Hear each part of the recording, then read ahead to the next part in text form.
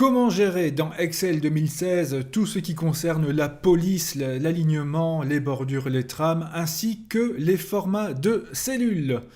C'est ce que nous allons voir ici tout de suite. Alors, pour tout ce qui est gestion de la police, eh bien c'est un peu comme dans Microsoft Word, par exemple, voilà, je sélectionne quelques données ici, donc pour sélectionner, je répète qu'il faut cliquer en plein milieu d'une case, d'une cellule, laisser enfoncer, et ensuite vous pouvez prendre plusieurs cases aussi bien horizontalement que verticalement. Par exemple, voilà, je prends ce bloc-ci, je relâche. Et là, donc, dans l'onglet Accueil, dans le groupe Police, eh bien, vous avez en principe tout ce que vous connaissez déjà, donc le choix de la police. Voilà, ici, donc pour agrandir, réduire, gras, italique, souligné, souligné ou double soulignement, pourquoi pas. Nous n'avons pas plus de choix que cela par défaut dans Excel. Vous pouvez aussi, grâce au pot de peinture, eh bien, colorier le fond des différentes cellules. Voilà, je vais par exemple mettre ceci. La couleur de la police aussi. Donc voilà, par exemple, du rouge. Donc vous voyez que c'est assez simple. Là où ça diffère déjà un peu de Microsoft Word, eh bien, c'est le groupe alignement. Ici, vous voyez que, je vais le faire exprès, mes cases ont été agrandies en hauteur, et donc, par défaut, ici, le texte se trouve en bas à gauche de ces différentes cases. Pour les nombres, c'est en bas à droite. Alors, je vais par exemple sélectionner ceci, et je désire que ce texte-là soit aussi bien centré horizontalement que verticalement. Alors, dans l'alignement ici, nous avons 6 boutons.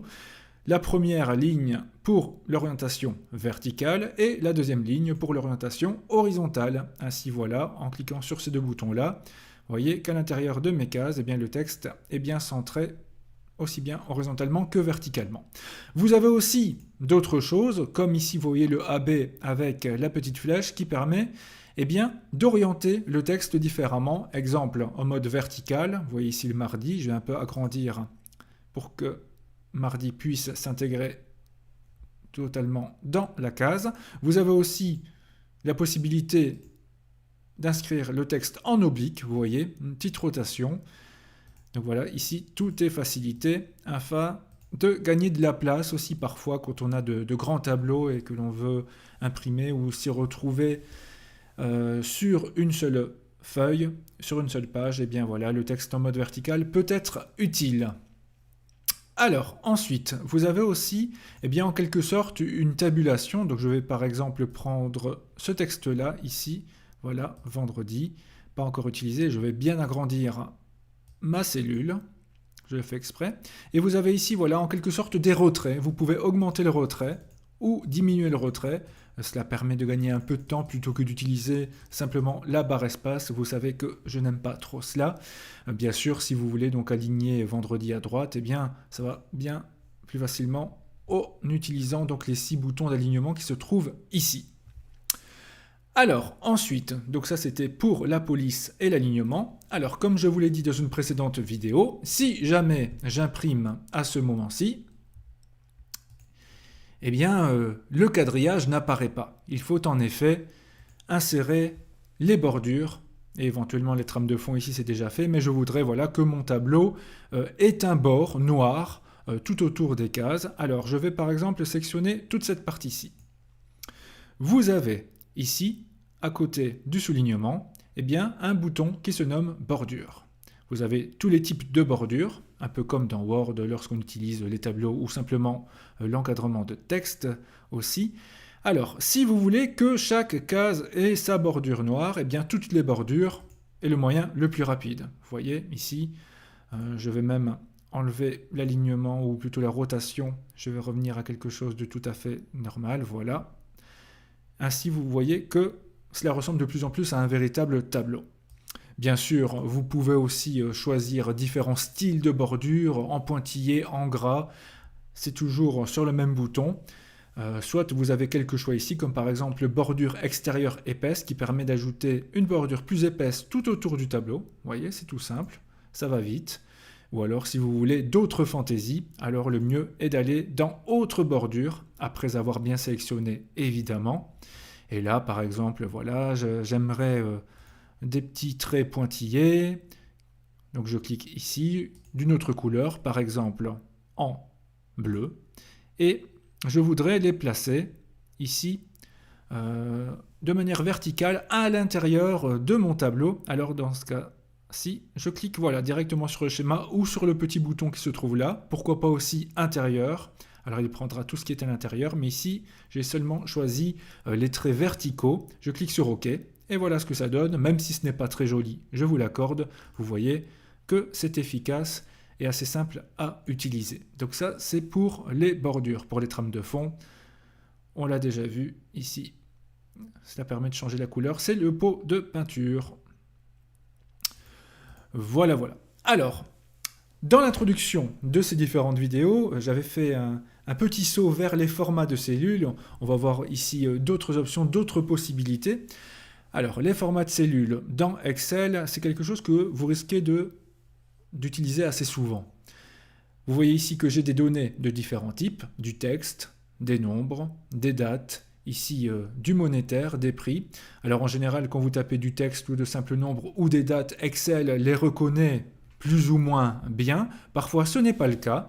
Alors on verra un peu comment corriger cela. Alors, je vais commencer par cliquer voilà, ici sur cette colonne-ci qui contient donc de simples nombres. Okay, donc vous voyez ici que dans Accueil, dans le groupe Nombre, je suis dans Standard. Voilà, donc ici, aucun format particulier. Donc là, Excel ne prend pas de risque. Vous pouvez aller par exemple dans Nombre. Et là, vous voyez que par défaut, il rajoute 2 décimales. Bon, pourquoi pas, si c'est vraiment ce que vous voulez. C'est tout à fait possible de passer par là. Vous avez aussi monétaire, comptabilité, des dates, des heures, des pourcentages. Alors ici, je vais annuler. Et je vais par exemple transformer ces différents nombres en pourcentage. Et là, vous allez voir un peu ce que ça va faire. Si je clique sur pourcent, le 1 s'est transformé en 100%, le 5 en 500%. Et oui, donc sachez-le, quand vous transformez un nombre en pourcent grâce à cette méthode-là, Excel va automatiquement multiplier par 100. Donc en clair, si votre but était de mettre au départ 59%, au lieu d'avoir 1, on aurait mis donc 0,59. Alors je vais bien mettre la virgule, pas de bêtises, voilà, 59. Je demande de transformer cela en pourcent, il y a un petit raccourci ici, et là, donc vous voyez que ça devient 59%.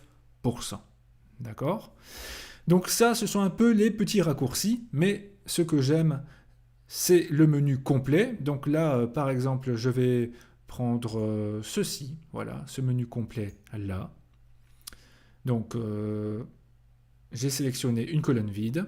Pour aller vers le menu complet, soit le petit bouton là, format de nombre, ou alors on clique avec le bouton droit dessus et on va dans format de cellule. Et là, vous avez donc la première partie nombre, donc ici les nombres normaux, monétaires. Donc monétaire, je rappelle, c'est pour que le nombre soit automatiquement transformé comme ici dans la colonne M. Vous pouvez donc choisir la devise, euro, dollar ou autre. Les décimales ou non, donc avec ou sans les centimes par exemple. Alors ici, je vais par exemple choisir la date. Et vous voyez qu'ici, on a mercredi 14 mars 2012.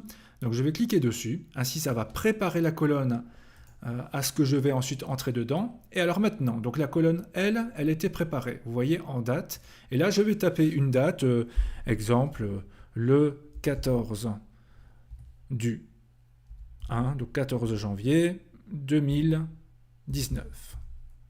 J'appuie sur Entrée. Et là, regardez ce qu'il a fait. Il a automatiquement transformé ce que j'ai tapé en lundi 14 janvier 2019, puisque j'avais demandé un format de date avec le jour. Donc voilà, qui peut être utile par exemple aussi pour créer un calendrier sans devoir taper vous-même lundi, mardi, mercredi. C'est aussi un moyen rapide de voir quel jour vous êtes né aussi, si vous êtes né un mardi, un vendredi, un dimanche. Voilà un moyen très simple. Et je rappelle que c'est bien sûr lié au véritable calendrier. Il existe vraiment. Là, je vais recopier ma cellule, agrandir un peu. Et ainsi, voilà, j'ai mardi, mercredi, jeudi. Et cela suit bien la date que j'avais tapée auparavant. Donc, voilà qui peut être utile aussi. Et cela permet d'avoir parfois un format de date plus lisible que ce que j'avais ici, par exemple, le 26 février de l'année 2040. Ensuite, pour les nombres, on peut aussi avoir des difficultés à déchiffrer les nombres un peu trop longs. Alors, exemple ici, voilà, je vais taper un nombre assez long. Je vais utiliser la poignée de recopie pour ensuite l'incrémenter, comme vous connaissez déjà la méthode. Voilà. Alors, on peut utiliser aussi ce qu'on appelle un séparateur de milliers. Alors, je sélectionne la colonne, je vais dans les formats de cellules, je suis bien dans le nombre, et ici, je peux cocher la case utilisation du séparateur de milliers. OK. J'agrandis un peu la case et vous voyez qu'un petit point s'est affiché entre chaque millier. C'est parfois beaucoup plus clair pour les nombres à millions, milliards, etc. Enfin, vous remarquez que dans le format de cellules, je sélectionne par exemple ceci, eh bien vous retrouvez un peu tout ce que l'on a vu en mode raccourci dans cette vidéo, donc l'alignement, notamment l'alignement vertical horizontal, et là on peut même choisir exactement l'orientation du texte, comme vous pouvez le voir. Ici, voilà, avec le retrait, la fusion des cellules, tout ce qui est police, un peu comme dans le menu police de Microsoft Word, les bordures, bordure et trame, un peu comme si on était allé là, puis ensuite dans autre bordure, on récupère la même fenêtre. Le remplissage, cela signifie donc la trame de fond. Pourquoi pas aussi des motifs et textures pas toujours jolis, vous irez les voir, vous m'en donnerez des nouvelles. Et voilà donc un peu pour le format de cellule. Je vous renvoie donc à d'autres vidéos pour en savoir plus sur Excel 2016. Je vous dis à très bientôt.